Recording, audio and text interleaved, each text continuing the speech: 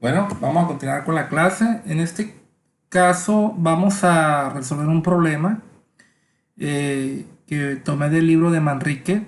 De hecho, es el último problema de la unidad en transferencia de calor en estado transitorio.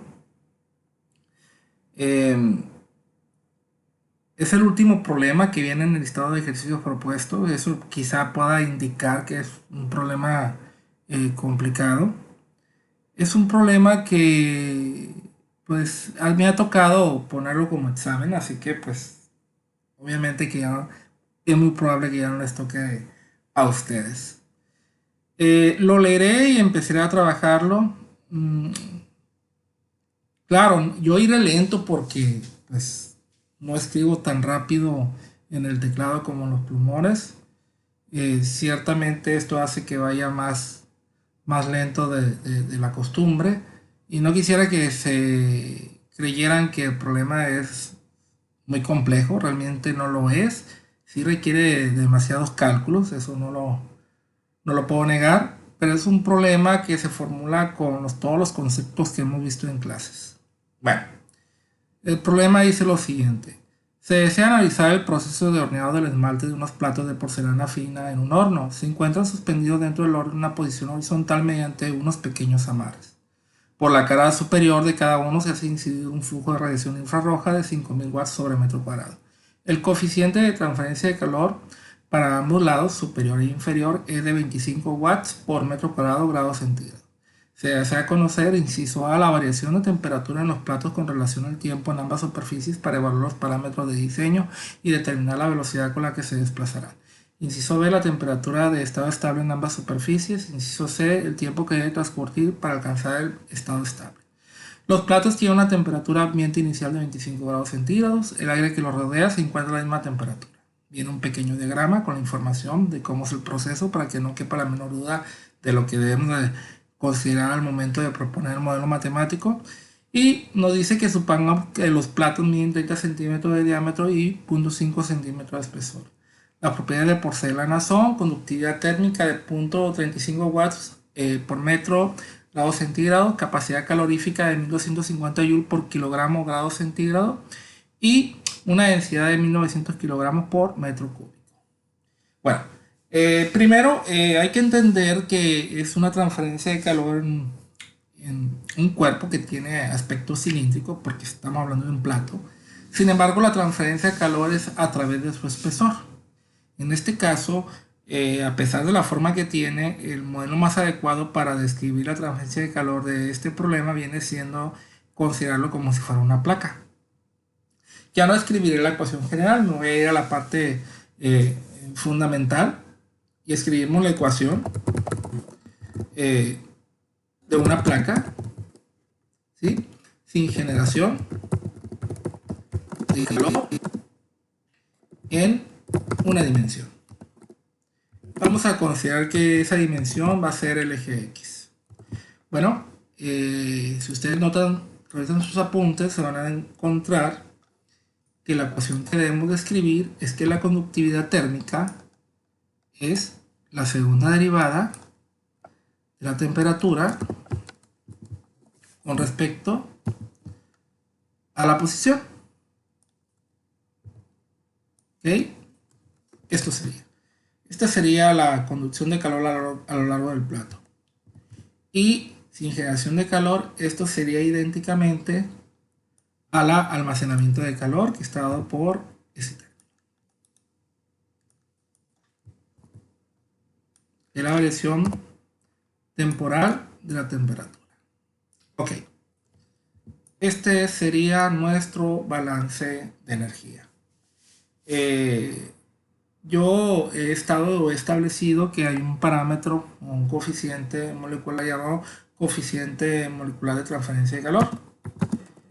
Si nosotros usamos ese concepto, esto lo podemos describir a través de esta razón de propiedades. ¿Sí? En este caso hemos definido a la conductividad térmica dividido por ρCp como el coeficiente de difusión térmico que denominamos alfa. Entonces, este se va y pongo su equivalente. Y aquí pues, somos claros, ¿no? De nuestra nueva variable, de una propiedad termofísica. Nosotros en este caso vamos a considerar que estas propiedades son constantes. No voy a hacer el cálculo del alfa, ¿no? Me voy a situar más en la solución del problema. Y aclaro, este ejercicio, por cuestión de lo que tardo en escribir, voy a tener que hacerlo quizá en 2 tomas para evitar que el video sea demasiado largo. Bueno, ¿qué más requerimos? Si ustedes observan, lo más sencillo que hay aquí es la condición inicial. Y la condición inicial vamos a decir que en tiempo cero la temperatura es simplemente TI. Obsérvese que TI en este caso lo he denominado temperatura inicial, que es homogénea, y aquí lo indica, todos los platos tienen la temperatura ambiente inicial de 25 grados centígrados. Yo voy a hacer una diferenciación por si fuera a tener una temperatura distinta para que se entienda de que este problema podría estar a temperatura diferente a la del aire de enfriamiento. Ciertamente ponerte infinito puede simplificar un poco. Bueno, vamos con las condiciones de frontera. Estas son las más complicadas. ¿Por qué? Porque son un poco diferentes a lo que hemos estado manejando. Primero, yo tengo que establecer un eje de coordenadas. Tiene que ser a lo largo del espesor del plato. Yo podría poner mi x0 justo en la mitad del plato. Eso valdría la pena si mi problema sufriese los mismos mecanismos de transferencia de calor de ambos lados. En este caso, para que fueran iguales, yo debería recibir radiación por abajo también. No lo está haciendo. Si ambos fueran iguales, yo tendría un perfil de temperatura simétrico justo en la mitad del plato. Desafortunadamente, lo que ocurre arriba del plato y lo que ocurre abajo es totalmente diferente. Ciertamente ambos lados del plato están siendo enfriados por esta corriente de aire a 25 grados, pero solamente la cara de arriba está siendo irradiada, por lo tanto no espero un perfil simétrico. Entonces quiere decir que yo debo de usar uno de los lados de la superficie. Por cuestiones de orientación espacial, voy a considerar que la cara inferior es x0.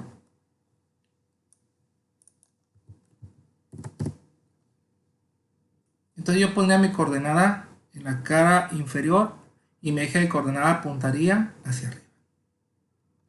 ¿Qué debo de poner aquí? Bueno, en esta pared, en la inferior, hay un flux de calor conductivo, que es el que voy a anotar en este momento. Aquí lo estoy anotando. Aquí está. Observen que el calor convectivo que sale de esta cara va de la superficie hacia abajo, es decir, en sentido contrario al eje X.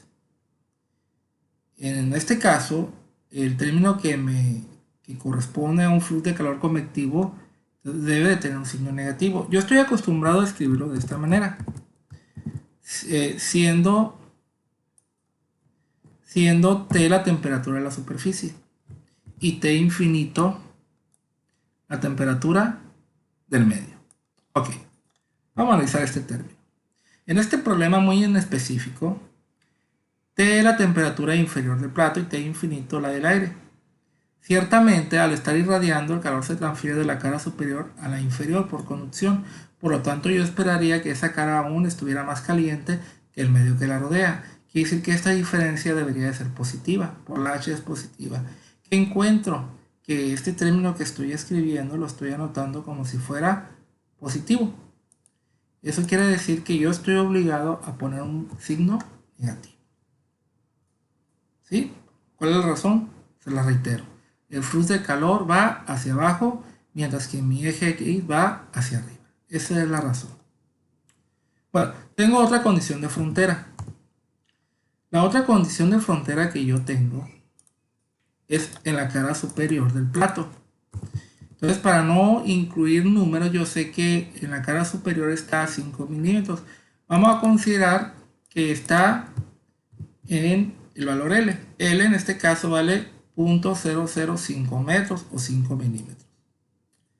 Bueno, ¿qué va a cambiar aquí? Aquí yo tengo un calor convectivo, observan, que va de la cara superior hacia el medio que lo rodea. Observen que este flujo o flux de calor convectivo sí va en dirección hacia el eje positivo en X. Quiere decir que en este caso lo debo de escribir sin el signo. Pero hay algo más. Hay una radiación infrarroja. Esta radiación infrarroja va de la fuente que lo genera hacia el plato contrario. Quiere decir que esto lo debo escribir negativo. ¿Cuánto vale esta radiación infrarroja superficial? Bueno, el problema ya no lo está indicando.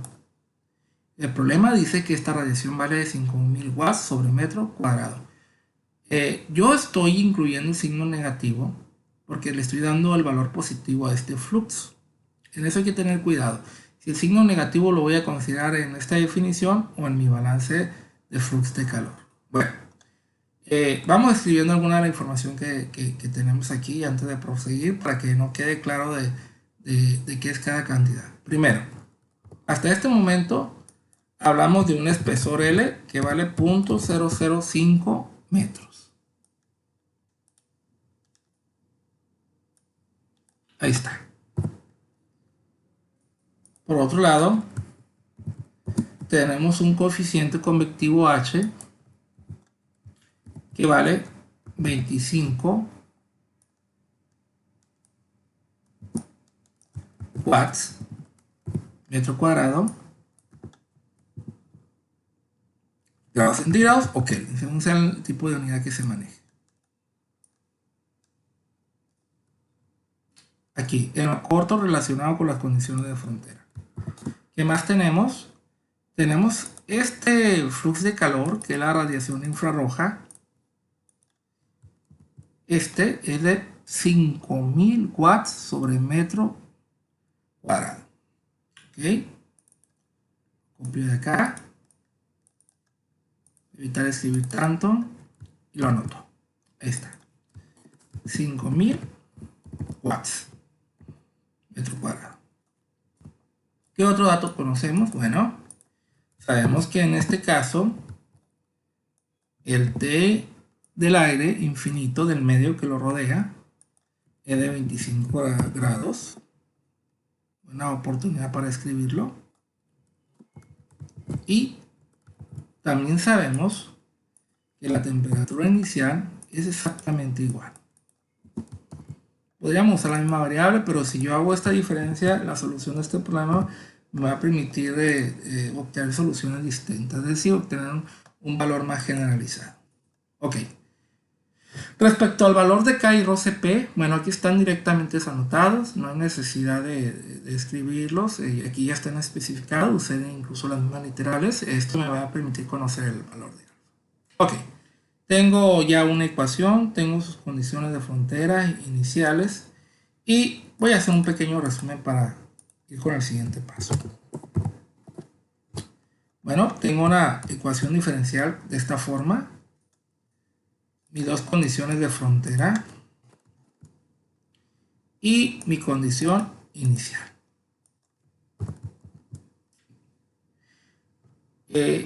Antes de proseguir me gustaría aclarar algo, porque puede haber problemas un poquito diferentes. Aquí se habla de una radiación infrarroja.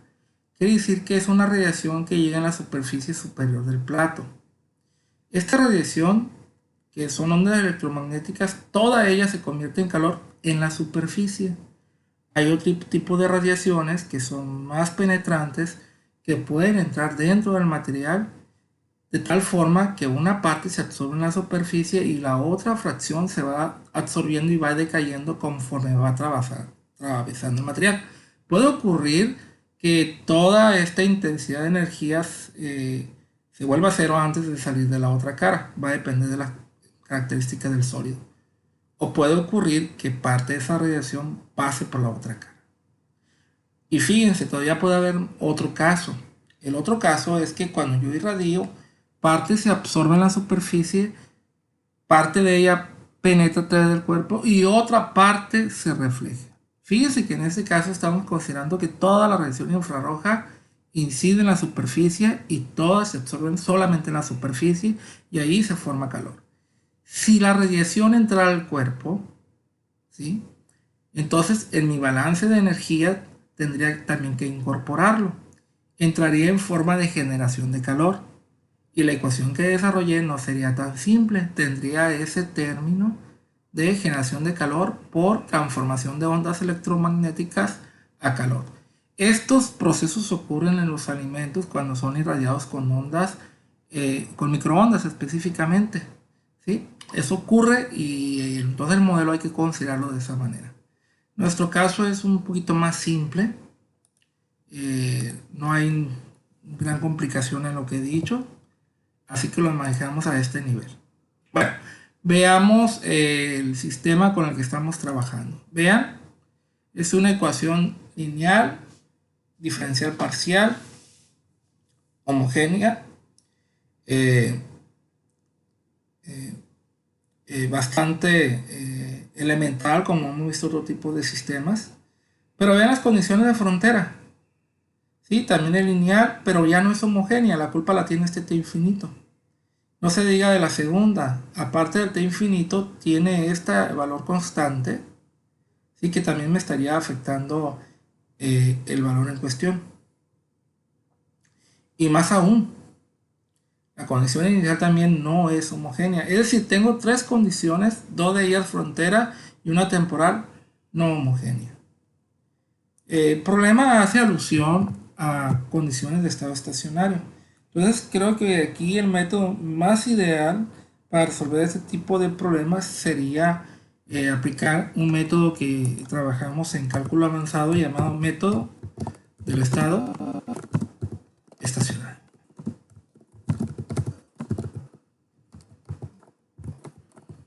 ¿En qué consiste este método? Bueno, primero hay que entender que la temperatura es una función que depende de la posición y el tiempo. Y que esta se puede descomponer en dos funciones. Una que también depende de la posición y el tiempo. Y una más que solamente depende de la posición. ¿Okay? Esa es la idea. Ahora vamos a suponer que en estado estacionario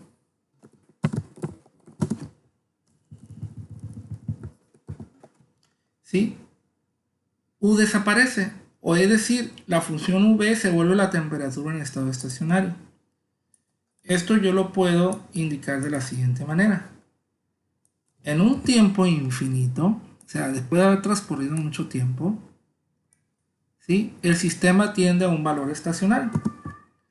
Y vamos a asumir que ese valor estacionario es dado solamente por la función dependiente en X. Bueno, asumir eso implica otra condición. La otra condición que implica es entonces que la función U, cuando el tiempo sea infinito, es que va a desvanecer, va a desaparecer, se va a volver cero. Ese es el principio del estado estacionario. Ahora, sentido físico. Bueno, si nosotros usamos esta metodología, lo que encontremos para Bx va a tener un sentido físico. Va a corresponder exactamente a los perfiles de temperatura en estado estacionario. Es decir, va a ser algo más que V. Entonces eso me va a permitir resolver algunas de las preguntas que nos están solicitando arriba.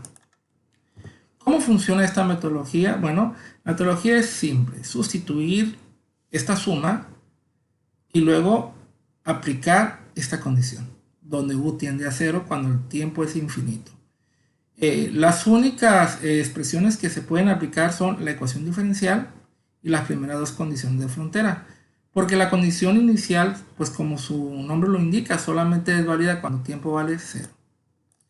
Entonces voy a tomar mi sistema y le voy a aplicar este desarrollo matemático. ¿Qué voy a hacer? Donde vea una T, voy a poner la siguiente suma.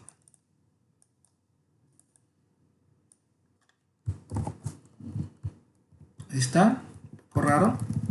Es válido ponerlo de esta manera, pues se ve raro. Lo voy a poner de esta forma. Aquí también. Es una sustitución directa donde vea el valor de la temperatura. Ciertamente se vuelve un poquito complicado porque pues son demasiadas símbolos de agrupación. Ahorita vamos a tratar de simplificar y vamos a evitar poner la dependencia. No hay que olvidar de qué depende cada función. Ahí está. Vamos a hacer un proceso de simplificación. Primero, ya no voy a indicar de qué depende cada función. Simplemente voy a tratar de ponerlo en términos de los operadores correspondientes. Escribo todo. Primero, si esta derivada en x se aplica en la primera función, pues yo observaré que sigue siendo una derivada parcial, porque u también depende de t. Pero si ustedes ven v, nos daremos cuenta que ya no tiene sentido, porque v solamente depende de x. Entonces aquí va a ser una derivada total. Eso quiere decir que de estos dos primeros términos voy a tener dos derivadas muy parecidas entre sí. Aquí está, solamente que una va a ser parcial y la otra segunda derivada va a ser total. La primera va a ser aplicable para la función u, mientras que la segunda va a ser aplicable para la función v. Ahora, respecto al lado derecho, vean el lado derecho, solamente la función u depende del tiempo. V no depende del tiempo, quiere decir que la derivada parcial de v va a ser 0, mientras que la de u pues va a seguir siendo una derivada parcial porque depende de dos variables. Entonces ya simplifiqué mi sistema a esta expresión. Voy a usar la misma idea aquí. Vean, este es el operador aplicado en esta suma. Simplemente separar el mismo operador. Nada más que un operador va a ser parcial y otro va a ser derivada total. Lo pongo. Aquí iría u y aquí iría v. ¿Ok? Ya no tiene caso escribir eso. No estoy poniendo la dependencia. Ya sabemos de qué depende. Y aquí vamos a simplificar un poquito más esto. Aquí solamente la suma de u más b, ya sabemos de qué depende cada función. Esto me facilita el trabajar con ellos. Se está convirtiendo en un sistema un poquito más complicado porque pues, son más variables, ¿no? Entonces, ¿qué es lo que sigue? Lo que sigue es la misma estrategia, ¿sí? Me voy a copiar esto. Prácticamente lo mismo que lo que estoy viendo aquí abajo. Observen que este signo es el que cambia nada más por la forma en que se dirigen los flujos de calor. ¿Ok? Corrijo el signo nada más. Recuerden que el calor convectivo de la cara de la superficie va en sentido contrario, ¿no? Al de abajo, ¿no? Esa es la razón. De hecho, el que es raro es el de x0, ¿no? Que le puse signo negativo porque va en el sentido contrario al eje x, mientras este que va en el sentido adecuado. Y este negativo, por lo que les comentaba, la radiación va de arriba hacia abajo porque Q punto S tiene un valor positivo. Bueno, ya tenemos este sistema. Fíjense que no he terminado de aplicar el estado estacionario. El estado estacionario no basta con hacer la sustitución. Tengo que aplicar esta condición. Entonces vamos a aplicar esta condición.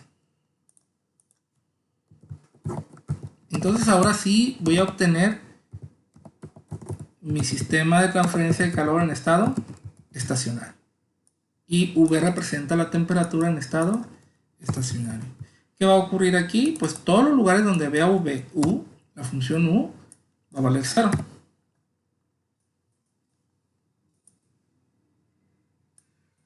Ahí está. 0. 0.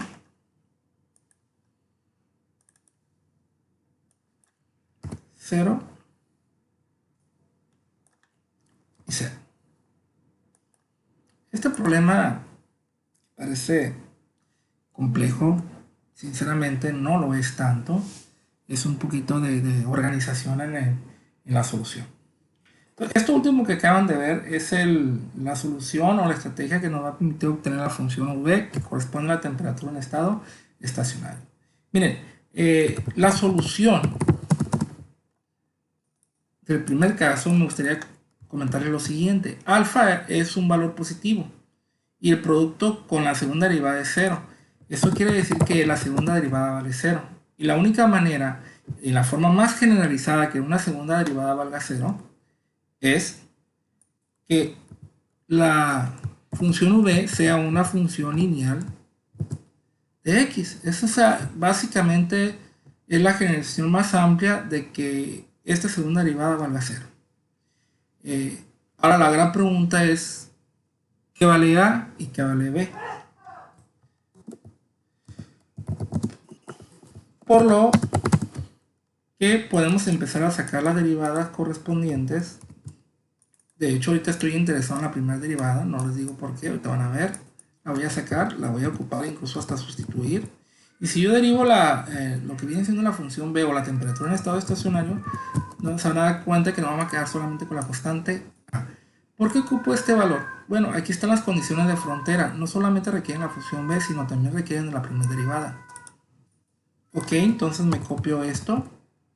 Fíjense muy bien. Voy a ocupar el concepto de función b, tanto aquí, véanlo, como en la primera derivada. Entonces, ahora vamos a aplicar estas ideas en las condiciones de fronteras. Aquí es directo, aquí simplemente va a ser a, aquí va a ser ax más b, es directo, ¿no? Recuerden que todo esto viene siendo la función v. Aquí igual, voy a aplicar a, y aquí otra vez también voy a aplicar ax más b. Les recuerdo, ax más b corresponde a la función v. Fíjense que para poder desprendernos de lo que habíamos indicado aquí, el x0 y el xl, porque son condiciones de frontera diferentes, vamos a sustituirlo en las condiciones, un poco diferente a lo que acostumbro, pero miren, significa lo mismo. Si yo meto x igual a 0, se va a ir el ax, ¿ok? Y se va a simplificar bastante la expresión. Es más, aquí hay un momento que ya podemos establecer cuánto vale a, ¿sí? Aquí lo voy a indicar. Aquí esta es la función b mayúscula, la constante b mayúscula. Corrijo antes de seguirle, porque van a decir que ya le cambié el nombre. No, simplemente que no aplaste bien el shift. Ok. Aquí vamos. ¿Qué es lo que sigue? Bueno, lo que sigue es tratar de encontrar esas constantes. Vean que tengo una ecuación donde en esta ecuación no conozco a ni b. Bueno, puedo aplicar la misma idea aquí. Pero ahora lo que voy a hacer es donde está x voy a poner su valor de x, que es la condición frontera superior. En este caso va a valer L. ¿Ok? Hasta ahí. Bien. Tengo todo esto. Tengo dos ecuaciones algebraicas con dos constantes o dos coeficientes desconocidos. Quiere decir que el sistema está cerrado. Y lo que sigue ahora es tratar de resolver este problema. Bueno, lo puedo hacer de varias maneras. Observen que el coeficiente a, ¿sí?, lo puedo tratar de despejar en ambas expresiones. Aquí en la primera es un poquito más sencillo. Puedo eliminar el signo menos de ambos lados. Y luego puedo dividir todo esto entre la conductividad térmica en ambos lados. Y bueno, aquí ya tendría directamente el valor de la constante A de la primera condición de frontera. Puedes aplicar la misma idea acá. Aquí es un poquito más complicado, porque observen que ahora voy a tener que multiplicar por h todos los términos, por lo menos todos los que están aquí. La razón es debido a que esta A se debe agrupar con la otra A. Entonces, para tratar de hacer esto más sencillo, voy a multiplicar h en un grupo y en el otro grupo no. ¿Ok? Ahí está. Recuerden que yo ando agrupando los coeficientes A. Entonces, aquí vamos bien. ¿Sí? Hice realmente una distribución de H, vean, esto siguió agrupado. Entonces lo que puedo hacer ahora es tratar de juntar los coeficientes A. Esto puede pasar restando al otro lado. Esto ya no tiene caso de ser. Y puedo factorizar lo que viene siendo A. Abro símbolo de agrupación. Pongo A porque lo estoy factorizando. ¿Ok? Ahí vamos bien. Pero a mí me interesa solamente el coeficiente A. Quiere decir que lo que no es A puede pasar restando. Perdón, dividiendo. Se ve feo que haya tanto signo menos. Vean, puedo extraer un menos de abajo. Si los traigo, los dos quedarían de forma positiva. ¿Ok? Tengo un despeje para ambos casos. Estos dos coeficientes obviamente son igual porque pues, significan lo mismo. Quiere decir que estos coeficientes yo los debo de igualar para poder resolver el coeficiente B. Fíjense que solamente estoy tratando de reducir el coeficiente A para que no aparezca en ambas expresiones. Entonces ya me centraré en despejar esto. Vean que aparece el coeficiente. Entonces voy a tener que seguir desglosando un poco la información. Copio esto. Ok. Vean, a lo mejor me conviene en este punto dividir. Fíjense. Voy a dividir h en k y va a multiplicar a la b y h en k y va a multiplicar el c infinito. Ok, lo pongo de esta manera para que quede más obvio. La h la muevo hacia acá y la k que estaba abajo también lo muevo de ahí. Entonces quiere decir que esto sigue estando aquí abajo. Ahora para poder distribuirla, porque ocupo juntar las b, voy a poner un h en k aquí y otro h en k en la otra expresión. Y ya no requiero las agrupaciones ni el h en k que había escrito afuera. Ya quedó. Bueno, aquí ocupo aplicar la misma estrategia. Y va a ser un poquito más complicado por la cuestión de todos los signos. Pero sería de la misma forma. Estaríamos hablando de lo siguiente. Fíjense que este término yo lo puedo romper. Vean, ¿no? Menos por menos me va a dar más. Entonces voy a tratar todo esto de sacarlo. Menos por menos me va a dar más. Aquí está el más. Entonces esto lo quito y lo pongo acá. Pero observen, esto tiene que pasar también al otro lado. De esta forma, miren. Acabo de romper la fracción. Generalmente hacemos lo contrario, ¿no? Aquí la rompí. ¿Por qué la tengo que romper? Porque yo ocupo quedarme con el coeficiente b. Y voy a aplicar la misma idea que apliqué en este lado.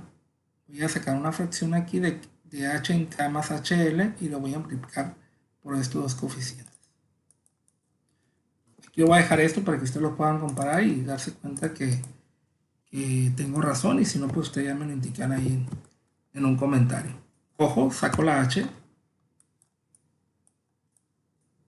saco esta suma de abajo. Ya no hay necesidad de tener esta fracción. Estoy haciendo reacomodo nada más. Observen que esto va a multiplicar a la b y va a multiplicar al t infinito. Solamente que la b va a quedar negativa, mientras que esta va a quedar positiva. Aquí están los dos menos. Y quito el factor de agrupación. Ok. Dejo esto anotado también para que lo puedan ustedes darle seguimiento. ¿Qué sigue ahora? Ahora lo que sigue es agrupar los valores en B. Por ejemplo, este es negativo, este va a pasar para acá. Y si pasa hacia acá, va a pasar positivo. Mientras que este es negativo, si pasa hacia el otro lado, va a pasar positivo. Ahí está. ¿Ok? Incluso esto es factorizable, vean estos dos.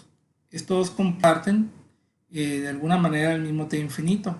Puedo borrar uno de ellos, ¿sí? Y agruparlo. Y sin olvidar que andaba haciendo, recuerden que yo andaba queriendo agrupar esto. Lo voy a agrupar. Ojo, saqué el b de aquí, pues obviamente también saco el b de acá. Vean, sigo escribiendo para que puedan revisar los cambios más a detalle. Ahora, fíjense, ahora lo que tengo que hacer es tratar de dividir o despejar la b. Y vean que este término y este son idénticos. Cuando este pase dividiendo, porque eso es lo que va a ocurrir, pues va a dividir exactamente a cuál, a este, y solamente me va a quedar t infinito. Mientras que aquí no, aquí me va a quedar de forma diferente. De hecho, va a quedar bastante diferente. Va a quedar esto.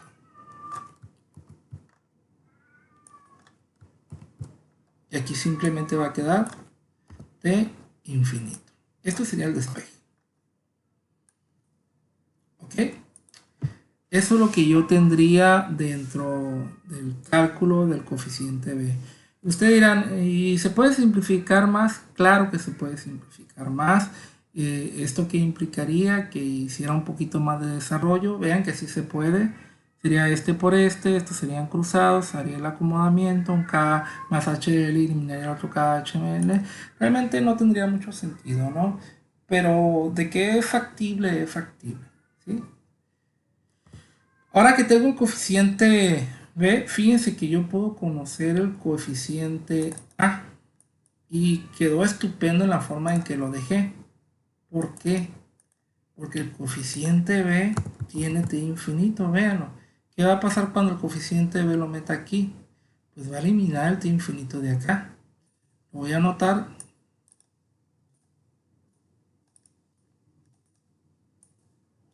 Lo anoto y ahorita lo voy a borrar. Ahí está. Ahí lo agregué. ¿Sí? Ok.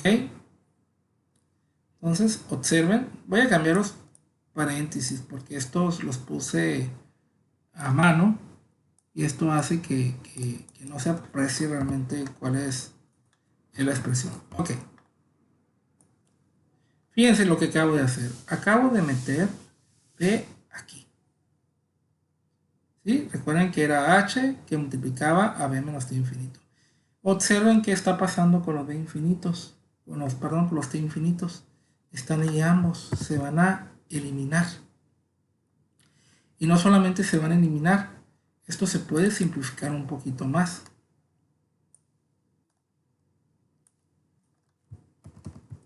Lo escribo. Ok. Los t infinitos se van.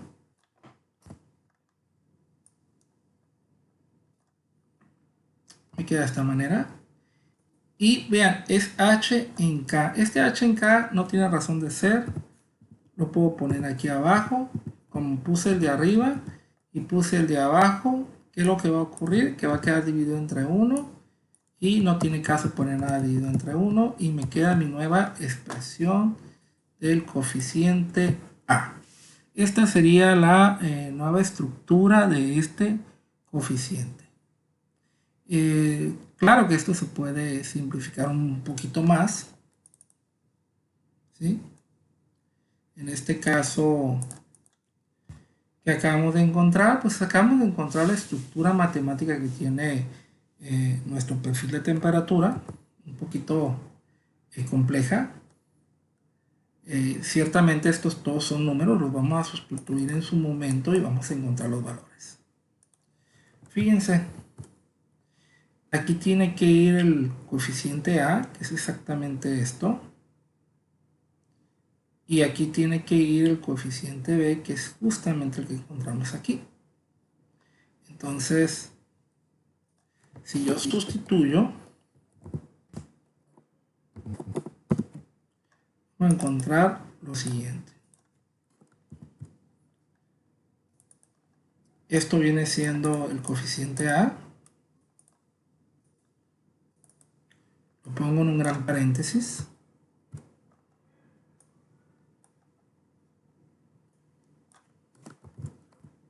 Aquí va A. Y aquí va B. Y B, pues es término independiente, si no tiene razón de escribirlo de esta manera, simplemente escribo lo que vale B. Ok, esta expresión sería la que me describe el perfil de temperatura. No nos debemos de preocupar porque tanto en esta expresión como en esta conocemos efectivamente todos los valores, ¿no? Al final de cuentas es un valor numérico. Quizá una mejor organización va a hacer que quede más adecuada la expresión. ¿Qué puedo saber en este momento con lo que vamos a obtener? Bueno, es lo siguiente. Ya les dije que V representa la temperatura en estado estacionario. Una de las preguntas que nos hacen, ¿sí?, es la siguiente. Dice, inciso B, temperatura de estado estable en ambas superficies. ¿Sí? Curiosamente, por la manera en que estamos atacando el problema, ya tenemos respuesta al inciso B. Entonces, el inciso B me pide las temperaturas en estado estacionario en ambas superficies. ¿A qué se refiere? Bueno, para la superficie inferior, ¿sí?, le vamos a llamar T, S, I, representa a V cuando X vale 0. Y cuando esto es cierto, equivale al coeficiente B, que ya habíamos tenido a mano, ¿sí?, que lo podemos sustituir directamente de los resultados que tenemos. Aquí estamos respondiendo al inciso B. Y para la superficie superior,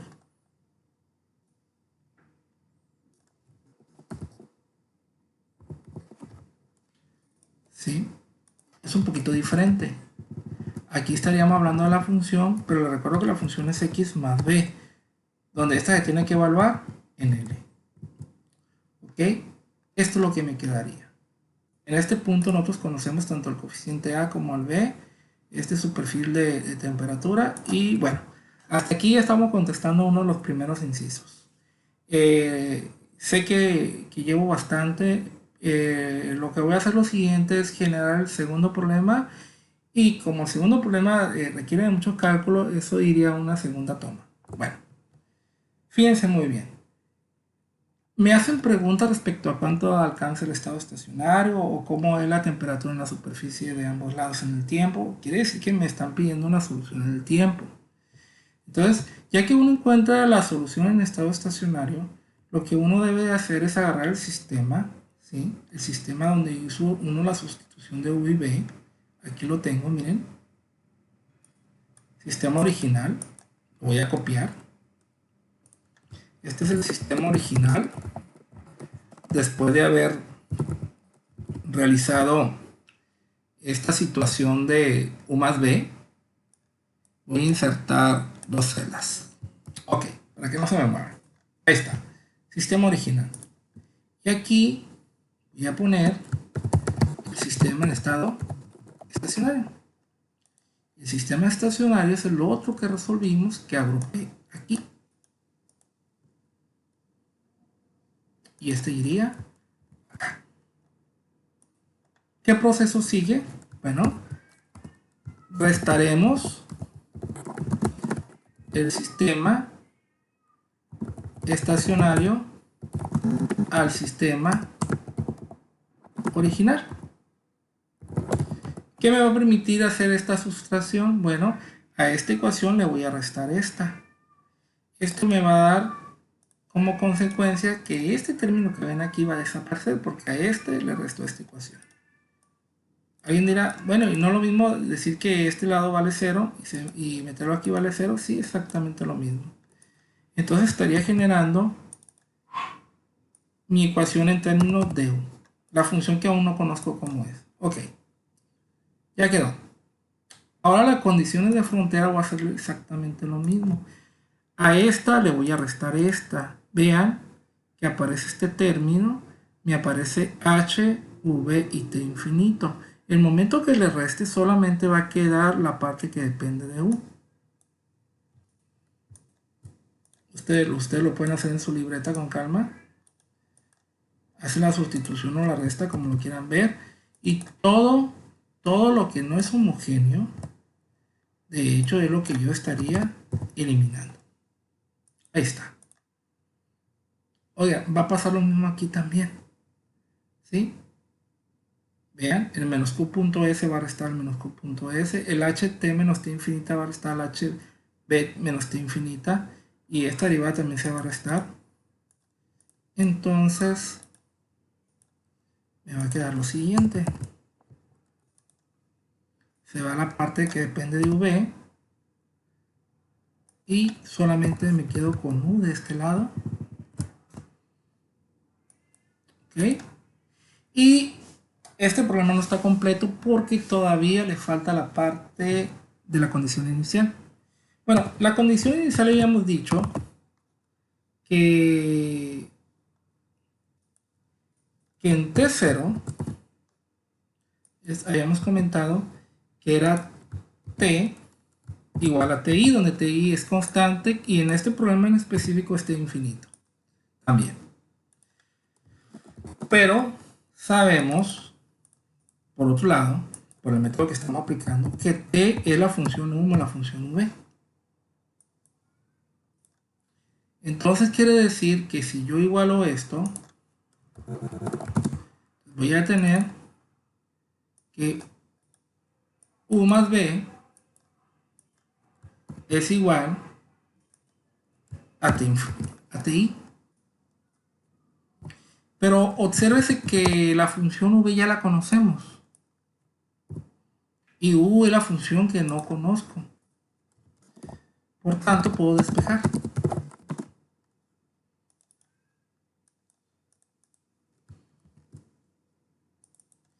Y voy a tener que esto viene siendo menos V.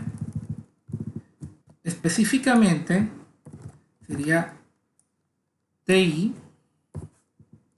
menos AX menos V. Recuerden que esa es la forma que tiene la función V, donde los coeficientes de IV son conocidos. Esto se puede reacomodar como menos AX más TI menos B. Y bueno, se ve un poquito feo. Podemos decir que esto es una nueva función lineal. Estaría renombrando a este menos a como a minúscula y estaría renombrando a este como b minúscula. Es por cuestión de darle un mejor aspecto a la función, que se vea más clara. Bueno, en conclusión, cuando tiempo vale 0, estaríamos viendo que u es igual a esta función lineal bajo estas nuevas definiciones. Resumen, el nuevo problema a resolver es este mismo que anoté, con la condición inicial